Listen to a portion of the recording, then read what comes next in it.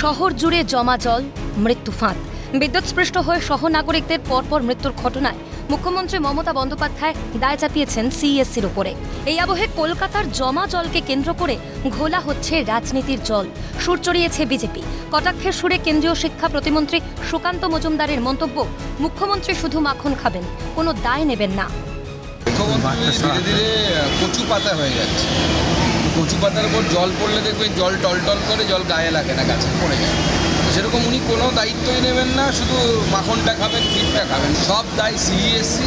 উনি কোনো দায়ী নেবেন না, ওনার কোনো কাজ নেই। জমা জলে বিদ্যুৎস্পৃষ্ট হয়ে মৃত্যুর ঘটনায় মুখ খুলেছেন রাজ্য বিজেপির সভাপতি শ্রমিক ভট্টাচার্য। তার কথায় তৃণমূল কংগ্রেসকে এর দায় নিতে হবে। জল জমলে সেটাকে দেখার দায়িত্ব কার? কলকাতা কর্পোরেশনের না কোনো বেসরকারি সংস্থা? এই মৃত্যুর দায় তৃণমূল কংগ্রেসকে নিতে হবে।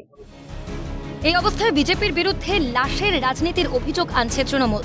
মানুষের পাশে না থেকে লাশের রাজনীতি করছে বিজেপি, মন্তব্য রাজ্যের অর্থ প্রতিমন্ত্রী চন্দ্রিমা ভট্টাচার্যের। এই অসম্ভব বৃষ্টিপাতের জন্য মানুষ প্রাণও হারিয়েছেন, ৮-১০ জন। অত্যন্ত দুঃখজনক।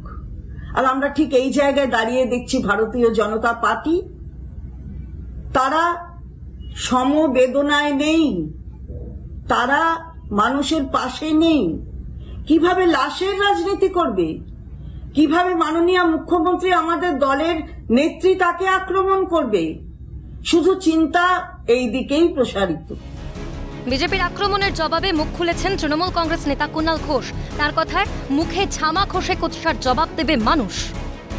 এটা তো একটা বিষাক্ত রাজনীতি করছেন বিরোধীরা।